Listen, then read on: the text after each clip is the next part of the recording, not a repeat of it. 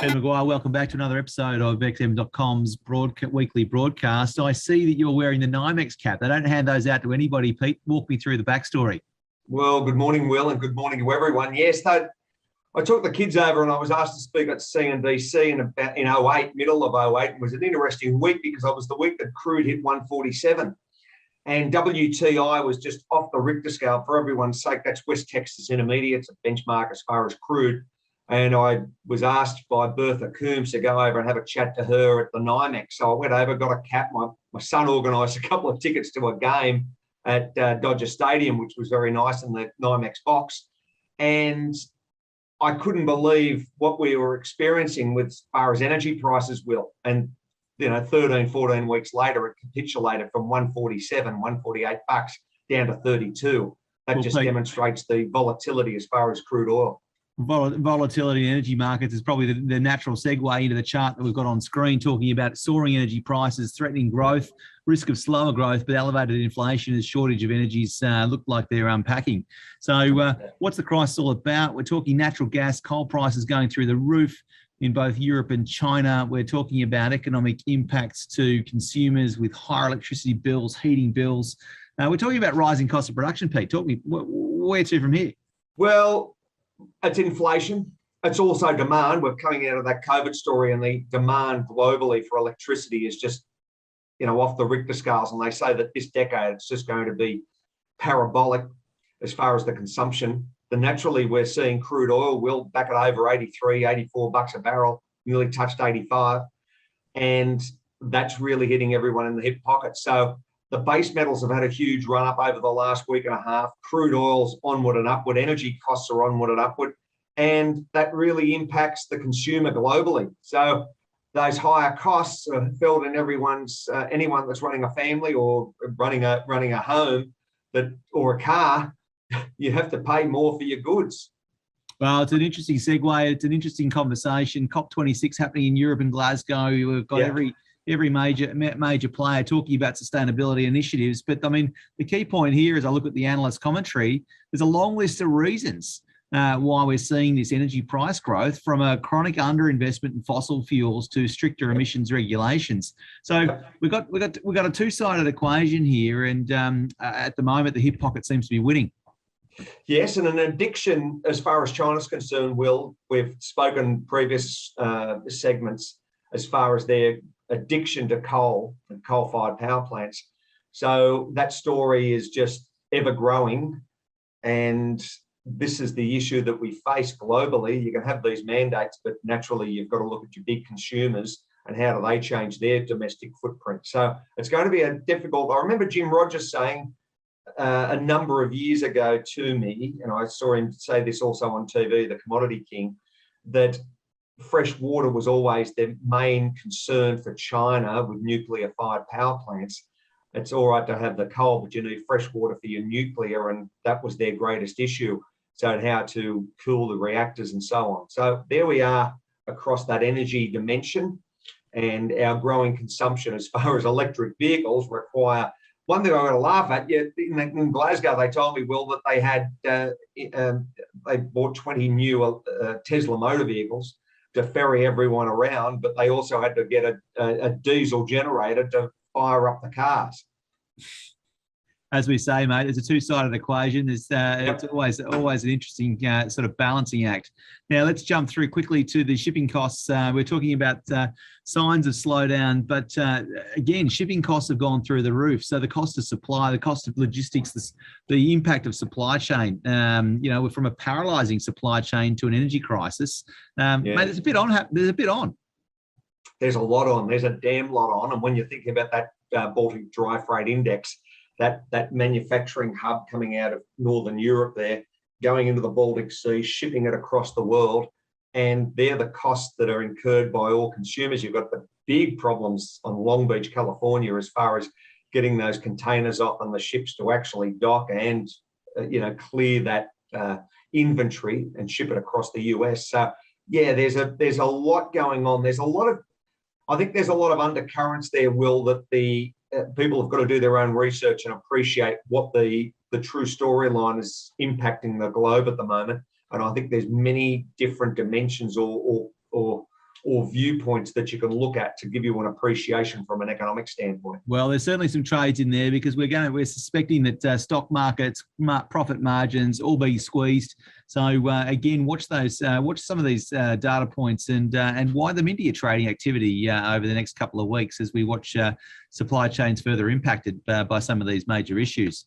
Pete, looking at UK wage growth, looks like wage growth sort of has risen, has turned, and there perhaps is a suggestion of worker shortages. Yeah, this is the issue that we're facing. We're facing that also, Will, across Australia, but very much in the UK. So these are the impacts. You've shut the doors. You're not letting tourists in, or you're not letting foreign workers come in. So you've only got that domestic base to look at. Second point is you've had high inflation, and there's a war for talent. Like it or not, you have to keep your talent. If you're any organisation, doesn't matter if you're a cafe.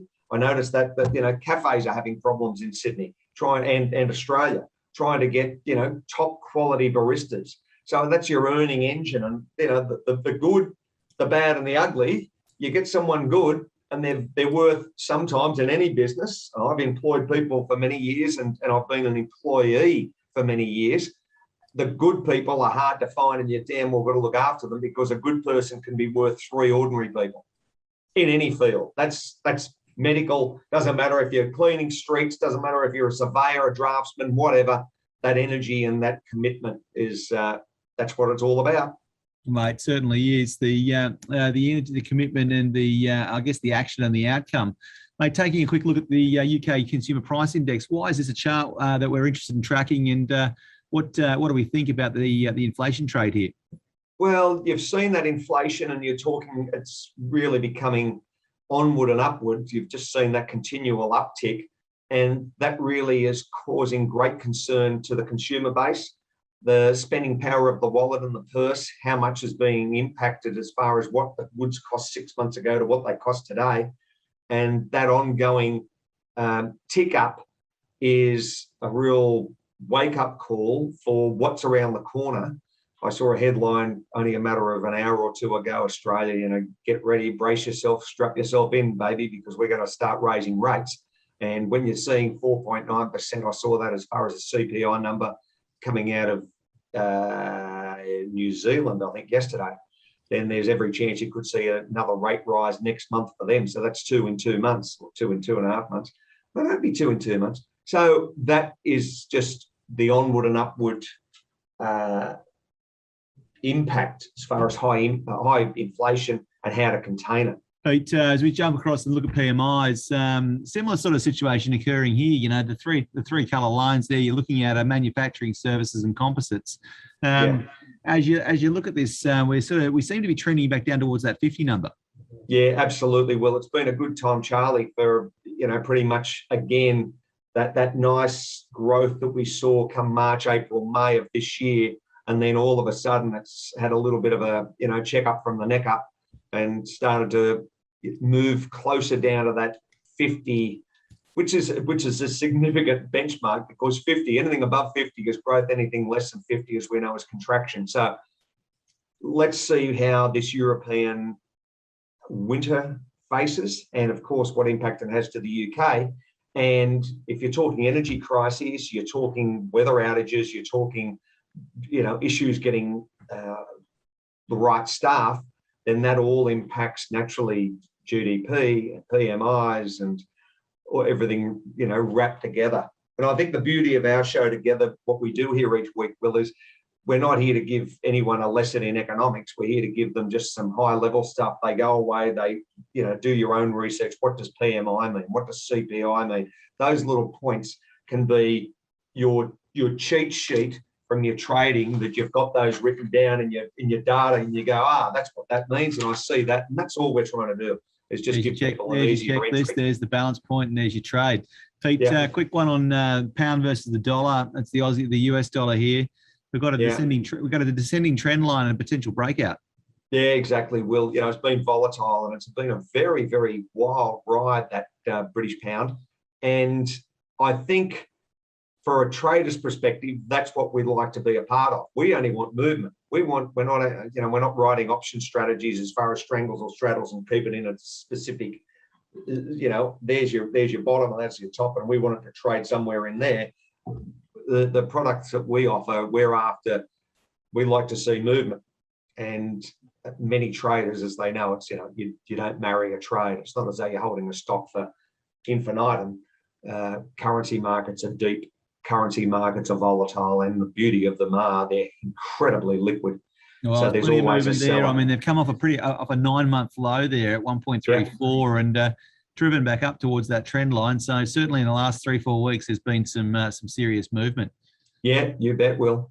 Great time to trade it. Bring it home here. We're looking at the domestic dollar versus the US dollar. The again similar correlating chart. We've sort of seen a low, not quite a low, but a just prior low at 0.719, and it's tracking up toward again that descending trend line. Anything sort of, anything really here to call out, or it's just another function of the Aussie playing its role? Function of the Aussie playing its role, but also a proxy for that China market. I'm concerned as far as, and everyone is. I'm not Napoleon solo on that one. Evergrande is the situation, the bond market, and naturally the property sector of China.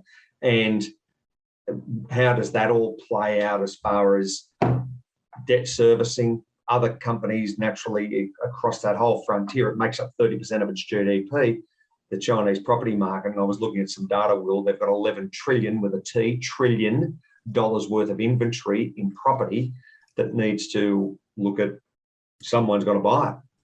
And all right, hold there for a second. Let's just dig in there in the last minute or so of the show today. Let's really explain what Evergrande means in context. You just spoke about $11 trillion of property that needs to find a buyer in China. Now, clearly, nobody's going to pack. Who wants it? I mean, at the end of the day, people aren't there. The situation globally is that the repayments aren't being met by Evergrande. Why would anybody pick it up? Why would they repackage it? And if nobody picks it up, what happens?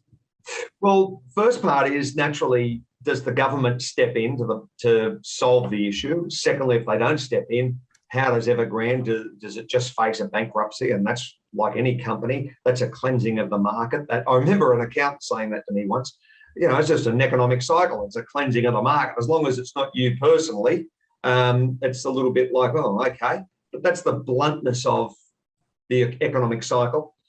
The developers, and I've made some notes, they've taken on huge leverage and sold properties years out. So that's your project marketing division of any property developer. And cheap, easy money lending has dried up. So that's the issue, Will. How do I get access to those funds? Well, those funds have now dried up because you've had domestic lenders and international lenders, and you've got to show that you're doing everything right. Because if you're not doing everything right, what's the contagion effect across those other international lenders that say we don't want to be a part of this anymore? So naturally, you've got not only the debt, but the reservicing of it, and then you start jacking up bond rates. So it's a recipe for much concern, and that's where the Aussie plays a part in all of that as far as a proxy for the economic conditions across that China basin. So these are all issues that need to be unwound, and I don't know whether Australia's, they say it's next year, our peak. No one can tell the future, but, it's lovely. Everyone is a lot smarter after the event. And you're able to see that and go, well, why didn't everyone see it? That's just the economic cycle. There's a lot of hubris out there, Will. Well, there it is, Peter McGuire, xm.com. A lot of hubris out in the market. Watch the signal, don't marry a trade, and check back next week for some more insight. Yeah, and I got that. A couple of books arrived, and my kids sent me those. So there's a little bit of good health to everyone. Hopefully we can be in good health and see everyone next week. Well, let's sign off by saying the proof is in the plants. See you, Will. Catch up.